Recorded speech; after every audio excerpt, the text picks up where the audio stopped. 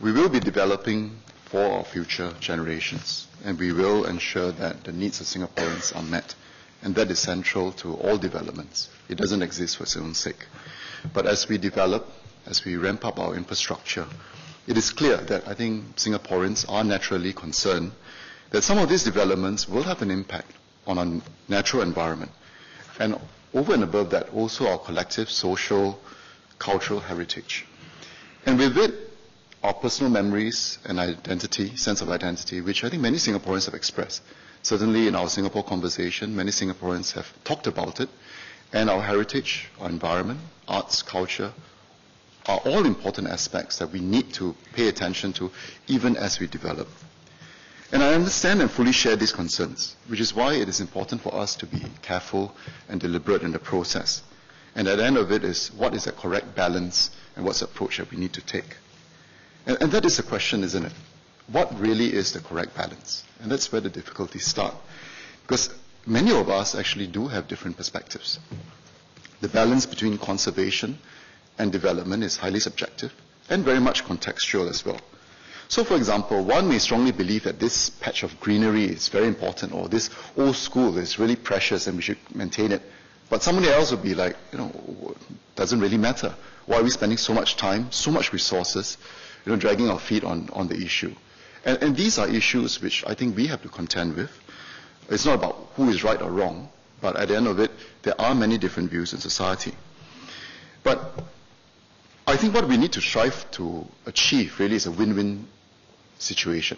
We may not be able to achieve that win-win scenario in specific cases, but as a system, as a society, I think that's something that we can endeavor to achieve, and it's something that we can work towards. So as a government, what we really need to do is to be able to balance these views, to seek out the views, to engage stakeholders, Singaporeans who care about the environment, who care about history and heritage, take on the feedback, and then to ascertain what exactly we need to do. Our focus, and I think it's important to emphasize this, is to ensure that every Singaporean, both for today and for tomorrow, will have good homes, they will have good jobs, and they have a good quality of life. Our definitions of each of them might vary in some ways, but at the end of it, it has to be about Singaporeans. Our heritage and environment clearly forms an important part of this equation. It's not a mathematical equation. It's very hard to quantify that way, but it is part of this equation. But I think it's important to also understand that they also don't exist for their own sake. And this is where we have talked about this before, but it's useful to remind ourselves that within this 714 square kilometers of land that we call home, that we call Singapore, we have to decide where we're going to live, where we're going to work, where we're going to play, which patches of greenery we should preserve, which buildings, which area of heritage significance we should maintain and preserve. And there's also defense and security needs. And obviously something that we're all familiar with is and the need to be self-sufficient in water. And you need to cater space for that as well. All these different factors are important because they impact on our lives. There are Singaporean interests. But within this space, how do we make those choices? And therein lies the challenges that Singapore faces. And I think we have managed it in our own ways, defy the odds in many ways, and find our balance. And this balance will continue to evolve.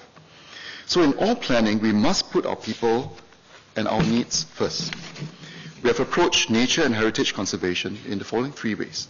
First, let's identify the land and set aside these areas through land zoning for nature and heritage. That's important. Secondly, let's assess proposed developments, as highlighted earlier, and I'll talk a bit more about this later, how these developments may affect our environment, and consider options, measures to mitigate, adjust, change. Thirdly, we make the most of what we have, whether developed, whether conserved, whether preserved, to make Singapore the best home for all Singaporeans for all time. And these principles are fundamental. But how judgments and trade-offs are made really will be determined by the priority of the needs of our people, of our families, and these will evolve with time. So as a government, we will have to make decisions that reflect the collective interests of Singaporeans. there will always be interest groups, and it's important to have interest groups. And actually, it is a very good development to see that interest groups grow. But sometimes interest groups are also very focused on particular areas of concern. Not that it's not valid, but I think it's important to also weigh that against the collective needs and the collective interests of all our people. But the positive story really is that I think we are beginning to work closely with the increasing number of interest groups and to really tap on their expertise and knowledge. And that's something that we should continue to do.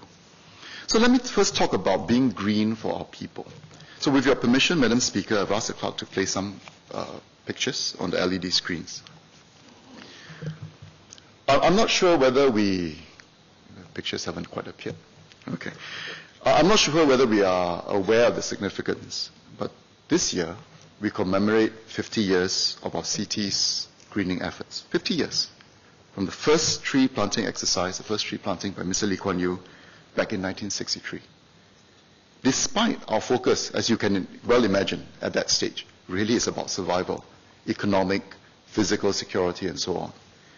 Our founding fathers had the foresight that Singapore needed to be green, even before it was a fashionable thing to do so. In fact, I could imagine Singaporeans wondering, why are we wasting time, perhaps putting in effort in these areas rather than in other areas which were pressing, housing our people, providing and meeting their basic needs. But yet, it was something we paid attention to. We paid attention to the emissions, the standard of cleanliness for industries, and so on. 1.4 million trees have since been planted to enhance our streets and gardens. And this will continue. We are committed to retaining about a tenth of our land for nature reserves and parks. And I'll repeat that. We are committed to retaining about a tenth of our land for nature reserves and parks. Now, this is actually very significant for a highly urbanized city-state like Singapore. And this is our commitment in terms of land planning. And many other countries experts have also observed, NParks is placed not in any other ministry, it's placed in Ministry of National Development, because we see that as integral to the development of our country as well. We have protected 4 nature reserves, representing the key native ecosystems that are found in Singapore, where the biodiversity are amongst the richest in the region. We have also planned for green recreational areas where Singaporeans live. At least 85% of our homes were within 400 meters walking distance to a park. Just as we talk about in the LTA plan, by 2030, 80% of our homes will be within a certain walking distance to MRT stations. That is our commitment, and that's what we plan to do, to provide that green space for our people. This year, Singaporeans can look forward to the completion of new parks, like Holland Village Park, Woodlands Town Park East, and Choa Chu Kang Park Extension. Adding to, I'm not sure whether we are aware of the numbers, 350 parks that we have today in Singapore. Some of our older parks, like Sembawang and Changi Beach Park, have been given fresh new looks. These parks will be complemented by more park connectors that will continue to grow across the island. Vertical greenery, rooftop gardens, and the transformation of our waterways into recreational areas. And indeed, this represents an awareness of the impact that greenery has on the environment, as Mr. Yee Jian-jong shared earlier, which is why the commitment to make sure that Singapore remains green remains a central focus of our development plan as well. Now, there will be those who argue that, parks and waterways are not natural. And they are absolutely right. In the first place, a city to begin with really is an artificial construct. And in a city, nature and biodiversity can be managed to prosper. And we are putting in resources to do so. So things that we can preserve, the natural tracks that we have, we preserve it. But in other areas, how do we cultivate, how do we adapt, how do we adjust to promote that growth? And it is growing and thriving. So fortunately for us especially, we do also have a very active community of volunteers who actually also understand this. So they not only advocate the conservation of nature, they roll up their sleeves, they work together with our authorities, whether with NParks, with MUA, PUB, to work on maintaining the greenery and enrich the biodiversity that we find in Singapore. And this has allowed us to do more and to do better. This year, for example, the EcoLink at BKE is a 50-meter wide natural platform that will stretch across the BKE. When completed, it will reconnect after many years of separation the Central Catchment Reserve to the Bukit Timah Nature Reserve. And this is significant.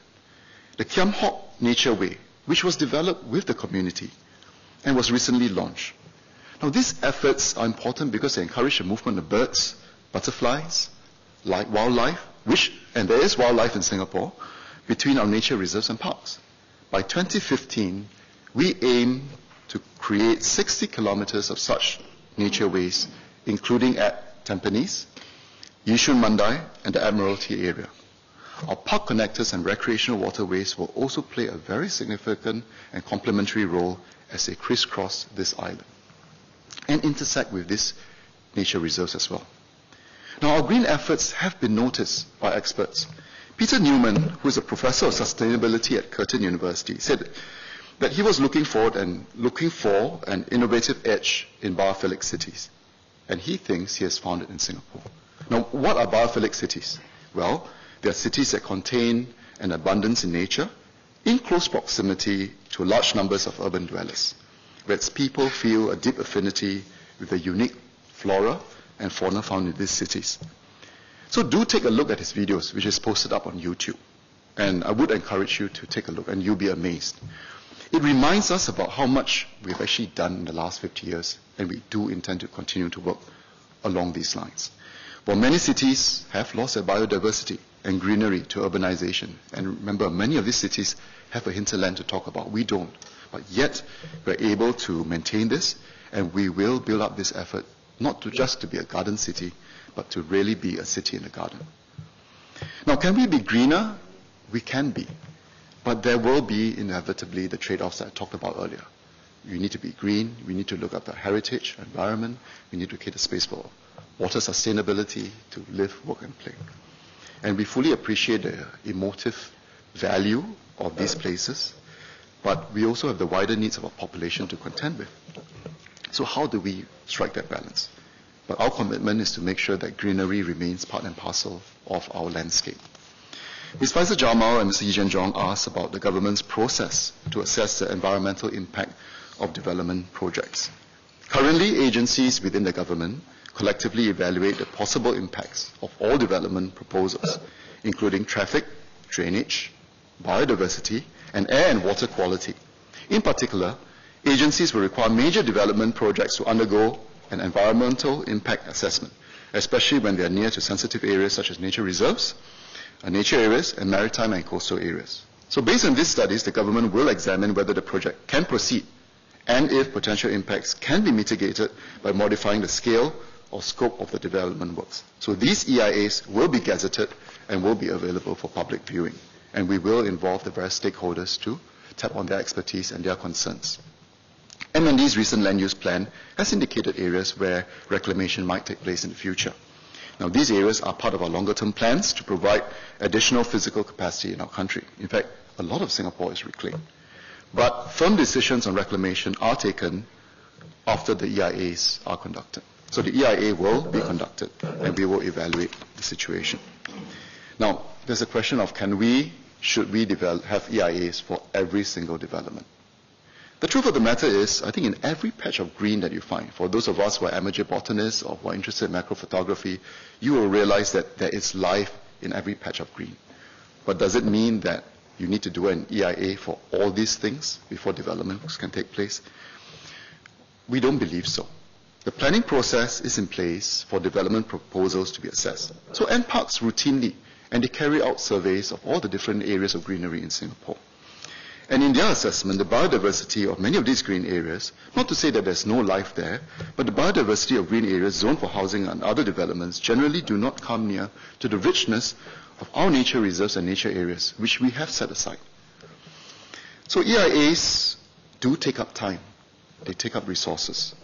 As such, we should apply them selectively to projects that may most adversely impact our protected natural spaces, as well as coastal and maritime environments.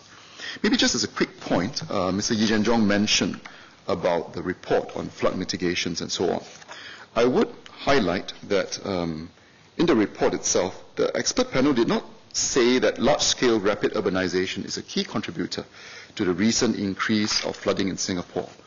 Urbanization has led to an increase in stormwater runoff, and this is what the report says in the executive summary. and that we need to introduce measures to mitigate the effects of such urbanization. However, the effects are often complex and require further modeling and analysis, supported by high-resolution data. The additional analysis should also include an assessment of whether the runoff coefficients traditionally used in Singapore are appropriate given the high intensity of rainfall compared with the areas where the runoff coefficients were derived. In the final report, it elaborates a bit further. So but what is important is we do pay attention to these things and some of the concerns about ambient temperature and so on, which is why the commitment to make sure that Singapore remains green. Now let me talk about our built heritage. Like our greening efforts, we put in effort to conserve what built heritage that we have, and we will continue to develop this and emphasize on it. Since the 1980s, URA has conserved over 7,000 buildings. 7,000 buildings in more than 100 areas, including historic districts like Chinatown, Kampong Glam that we talked about earlier, Little India. And we will continue to conserve more significant older buildings when there's an opportunity to do so. But at the same time, as mentioned, you also have to weigh that against the other needs that will arise with time. Actually, our built heritage is valuable not just purely because of the architectural and the significance of the buildings. It is also the memories that we attach to the activities that used to take place. And many of us have personal memories of these spaces as well. So on the hardware side, conserving isn't the difficult part. It's actually the software side. What do we do with these buildings? What do we do with these spaces? How do we try to maintain, I think it's highlighted by some of the members, the memories and activities, and how do you preserve that sense of the place? Now, these issues are important, and they're actually also very subjective in many ways. But that's why I think public participation in this course is actually particularly important to help us in the government and the authorities to evolve our approach in managing them. So where possible, we will maintain the original use of the old buildings, but where we are not able to do so, planners in URA try to find workable win-win solutions to provide flexibility to owners, whether in usage or intensification, as long as they retain the key exterior elements of the building. For example, our two historic buildings, the City Hall and the former Supreme Court, will be converted into state-of-the-art National Art Gallery. This is in prime district, but we decided that it's best to preserve it in this way, and not only that, to promote the arts and culture at the same time. And we all look forward to its opening in 2015. And the concept of adaptive reuse can apply to heritage areas as well. Many historical sites, areas have been conserved in terms of their buildings, but I think it's important to also look at the use, as highlighted by Ms. Faisal Jamal earlier. But what are the policies in place? I think URA will play its active role to manage the use. We do zone these heritage areas for commercial and mixed use, shops, residences, institutions, restaurants, and so on. Activities that are not so compatible with these areas, such as nightclubs, drinking joints, massage parlors, and the like, will be discouraged in some of these spaces, and we will pay attention to that. But importantly, I think this is where the community and the ground-up effort needs to take place. And we believe that it is best that the community discuss and actually collectively shape the character of these areas. So ground-up ideas are most welcome, and we will support this process because we believe that the local community and those who are passionate about the concerns are best placed to determine what might work best rather than have the government impose its view from the top. And we will facilitate that conversation and evolve that common space. So in this context, I'm pleased to note that stakeholders at Kampong Glam and Chinatown have taken an initiative to refresh and enliven these historical areas. So what we hope to see, actually, in terms of pilot projects as Haji Lane, Ann Siang Hill, Club Street, will be also car-free on weekend evenings to allow pedestrians to freely stroll along the street and enjoy the various activities and programs in those areas. And we hope that it will spill over, and we hope that this pilot would be successful, and we can continue in different forms, perhaps elsewhere as well. And we will support these ground-up initiatives. So in fact, I think as pointed out by Mr. Peng Eng Huat, I think our focus on heritage and history has to go beyond just historical districts, and it has to go into the heartlands, where we live. And our heritage and identity really starts with the place that we grew up with, the place that we are living, even though we develop. And this is where we need to strengthen it through group planning, design, and actively collaborate with residents. In recent years, HDB has launched our Remaking Our Heartland programs to rejuvenate our housing estates without losing the historical character and social memories. Dawson Estate, for example, in Queenstown, HDB launched a Call for Heritage Items exercise in 2008 to encourage residents to share stories and donate personal items. I don't know whether you remember Ta Zong Emporium in the area. I remember it well. I used to go there when I was young. Apparently there was a Da Zhong Emporium discount card, which you can see there. I don't think I got this discount card. Storyboards have been put up along Alexandra Canal, Linear Park, to recount the transformation of this estate. Now, it's not the same, obviously, as preserving the entire old estate, but I think it goes a long way to capture a slice of history, which many of us relate to, and provide that as a continuity with our past. In Yishun, Heritage Garden was installed to recall the history of Yishun, and heritage panels were also installed along my waterway at Punggol. Similar initiatives to commemorate Heartland Heritage will be rolled out in the next phase of the program at Hougang, at East Coast and Jurong Lake. And this is where I'll make a personal plea to all our members in this House. Can you imagine if all of us were to do this in our respective estates? My RC chairman in Pingi Gardens actively, and because we've discussed about it, found an old resident who lived in the area, and she took up old pictures and had been interviewing her about her stories of what it was like in Pingi in school previously and in what was in the area. Can you imagine what it would be like if all of us begin to create our own little histories in the places we live, mobilizing our residents and engaging history buffs, experts to guide us in the process. And that's about building history at the local level. And I think there's a tremendous potential to actually help us relate to the place that we live. And that's part of nation building as well. And HDB will also be planning, in the planning of new towns, actually incorporate the area's heritage. So for example, in Punggol, we will retain Old Punggol Road as a pedestrian trail to connect Punggol's town park to the seafront at Punggol Point. For Bidadari, the HDB is studying the feasibility of retaining some of the beautiful mature trees in the area and incorporating the existing memorial garden into the new Bidadari plans. It is about retaining the spirit of the place. Now, I'm mindful that Bidadari used to be a cemetery, so I mean it's maintaining the spirit in the figurative sense. But I think you understand what I mean. Now, one project that I think all of us are familiar with and close to my heart is really about our former KTM railway land. The railway corridor reminds us actually of our close ties with our friends and neighbors, Malaysia. But importantly, it joins up 7 HDB towns, from Bukit Merah to Woodlands. Over 1 million, almost 1 million residents live in that area. So even before development plans are firm, I think the rail corridor already has begun to take a life of its own to connect people, to connect communities. Earlier this year, I participated in a Green Corridor Run. It's a scenic 10.5 kilometer run. I was somewhere way behind, I think. And it ran from Tanjung Pagar Railway Station to the old Bukit Timah Rail Station. It's a privately organized event. Over 6,000 people took part. And people were just happy and joyous and just took part in the run or walk. And it's about, again, like I said, connecting people, connecting communities. How do we maintain that spirit of it even as we develop? And many people have come forward with ideas. URA's plans for rail corridor has been enriched by many Singaporeans, by residents, students, professionals, interest groups, and people who have surfaced ideas about how this could be further developed so that we retain that element of community space. And that will be the next step as we master plan the rail corridor to see how do we incorporate the public feedback and how do we, importantly, in response to the desires of many people, to retain a continuous green corridor as a key planning parameter in the planning, design, and development of rail corridor. It will be a unique space, not only just in Singapore, but in the world. Celebrating our heritage, I think, requires actually many agencies. Certainly, it involves MND, it involves MCCY. There's a lot of scope for us to work with NHB and other agencies to curate and tell the stories of our places and buildings. And NHB is active in, for example, in studying how heritage elements in Bukit Brown will be commemorated. NHB has also worked with agencies and members of the community to develop many interesting heritage trails that feature national monuments and heritage sites, not just in the historical precincts in the city centre, but actually also in the heartlands. And this is where, again, as all of us MPs, we can also think about developing local trails for our people and for people to begin to see a significance to the place that they live in. So heritage has to be fully participated in. People need to be fully involved. And it must be driven by the people as well. So let me share an example. For the Singapore Memory Project, people from all walks of life have shared over 700,000 memories about Singapore.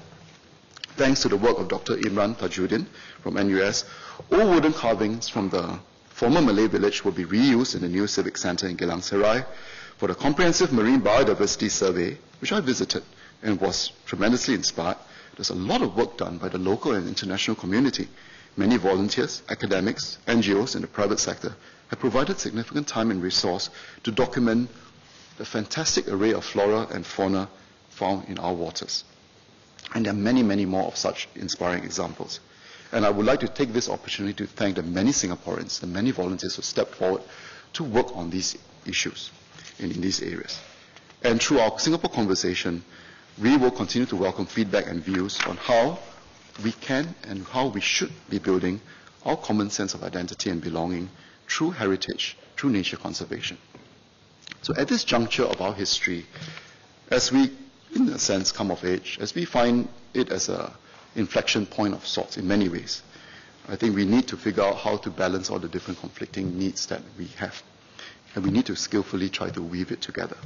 We need to develop our infrastructure, but yet we need to preserve, and we need to guide our development in a sustainable manner. And there will be times, and it will happen, the government will be making difficult decisions. And there will be times when the government perhaps should be stepping back so that community can step forward. And I think very often, both government and people need to step forward together to find the solutions. But the truth is, we will not always reach common consensus either. Not just between government and people, in fact, between different groups who have different interests. But what is important, and I think something that I've personally found, is there will be common spaces. And there's lots of it. And it's how do we focus our energies to create something special together. Ultimately, what we create, what we keep, is only meaningful when there is a community appreciation, when there's ownership by our people, and there's participation by our people.